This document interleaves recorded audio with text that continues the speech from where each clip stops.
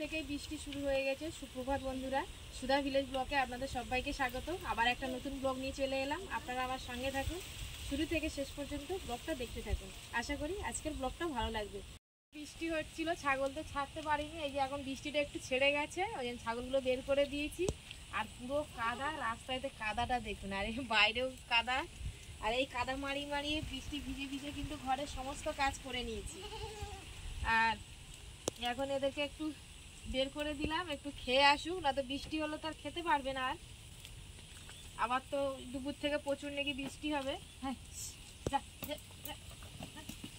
ওদের ঘরটা পরিষ্কার করে দিই, আবার তো বৃষ্টি আসলে যে কোনো মুহূর্তে আবার ঘরে এসে ঢুকে যাবে। তো এই যে দেখুন রাস্তায় কাদা, দেখুন এই ছাগলগুলো সেই চলে গেছে। তো এই যে পান্তা খেতে বসে গেলাম, সমস্ত সব আর কাজ করে নিয়েছি, স্নান করে নিয়ে পুজো টুজো দিয়ে আর এই যে খেতে বসলাম। একটু বেগুন ভেজে নিয়েছি, বলি গাছে থেকে তুলেছি, বেগুন ভাজা দিয়ে একটু পান্তা খাই। আর এমনি শুধু পান্তা কিন্তু ভালো লাগে না, কিছু ভাজাভুজি হলে খুব ভালো লাগে খেতে। তো মেয়েরা বললো কি পান্তা খাবো না, ওই জন্য পান্তাটা আমি সব নিয়ে নিয়েছি, বেশি লাগছে। আর ওরা ওই মুড়ি টুড়ি খেয়ে নিয়েছে। তো বন্ধুরা আমি পান্তা খেয়ে নিয়েছি। আর এই যে বাইরে দেখুন কি ঝোড়ো হাওয়া হচ্ছে, আর মেঘটা দেখুন পুরো মানে অন্ধকার করে রেখে দিয়েছে। হালকা হালকা বৃষ্টিও হচ্ছে, মাঝে মাঝে আসছে।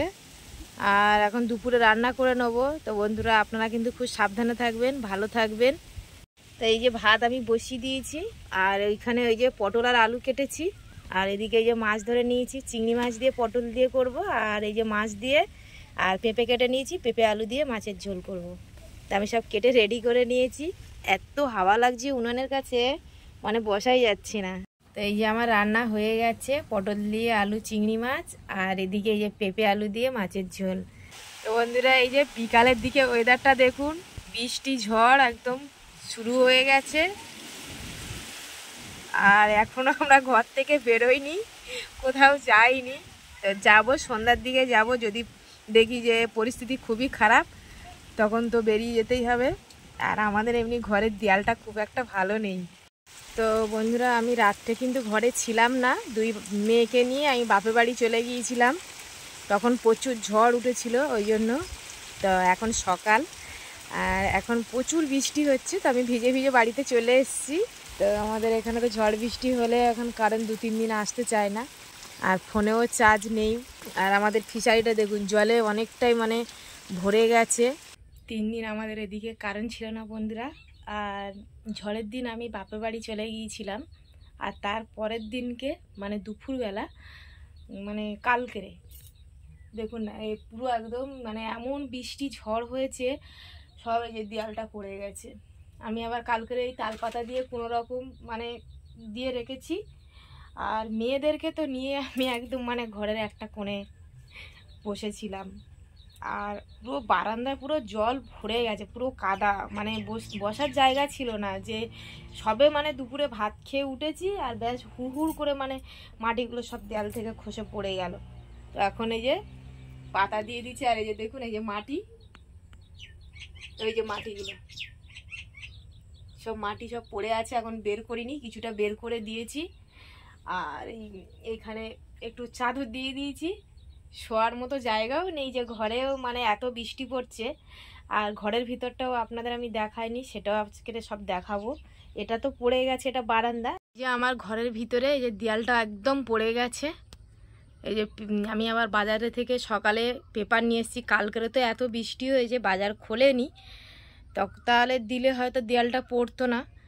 আবার সকালে পেপার নিয়ে এসে আবার ভালো করে আবার একটা মামাকে ডাকলাম, সেই মামা এসে আবার দুজনে মিলে ধরে ওই পেপারটা দিয়েছি। এই যে দেখুন পুরো সব ভেঙে কি অবস্থা, খাটের উপরে একদম কাদা ভরে আছে, সব কাদার মানে ছিল উপরে, সব মাটি পড়েছিল, ফেলে দিয়েছি। আর এই যে দেখুন কি অবস্থা, সব ওই যে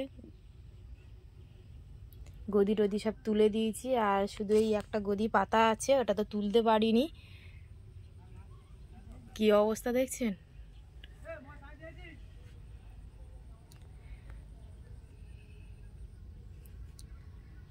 এরকম দিন কোনো দিন দেখিনি বন্ধুরা, খুব কষ্ট হচ্ছে।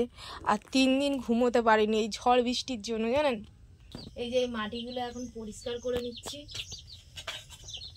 কালকের বৃষ্টিতে ভিজে ভিজে অনেক মাটি পরিষ্কার করেছি।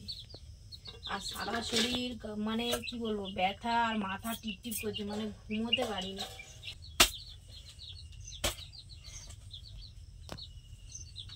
মাটির ঘর হলে কত কষ্ট, কি করবো বন্ধুরা, গরিব মানুষ, পাকার ঘর করতে পারছি না।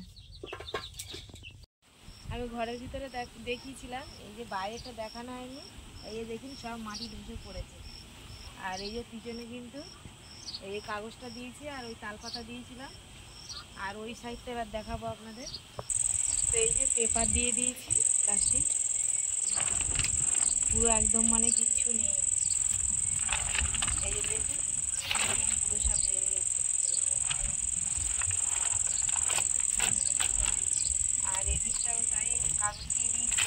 এদিকে দেয়ালও একদম পুরো হেলে আছে। তো বন্ধুরা এই বাগানের গাছগুলো সব শুয়ে পড়েছিল, সব কিন্তু আস্তে আস্তে ধরে ধরে তুলে দিয়েছি। আর আমার সোনাই কিন্তু যখন ঘরের দেয়ালটা ভেঙে পড়ে যায়, ও প্রচণ্ড ভয় পেয়ে গিয়েছিল, আর আমরাও ভীষণ ভয় পেয়ে গেছিলাম।